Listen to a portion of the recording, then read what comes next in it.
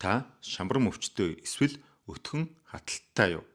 Насан турсан хүний гиз 5-6 м урт 3-4 см тутамд нэг нуглаа байдаг ба өтгөнөө өдөр бүр гадагшлуулж байсан ч хоолны үлдэгдэл ялгдсан гидсний ханд наалдаж хатууран 2-3 кг орчим болтлоо хураагддаг бөгөөд энэ нь бактери үржиж ялзрал үүсгэн хар өнгөтэй бохирмаас үүсдэг. Үүнийг удсан буюу чулуутсан өтгөн гэдэг. Хүний өтгөн хатахаар бүдүүн шулуун гиз бүрэн цэвэрлэгдэж чаддаггүй. Энэ үлдэж зогссон өтгөн нь өөрөөсөө маш их хортой бодис ялгуулж бусад ойр байдаг бүх хэрэгтний хордуулж байдаг.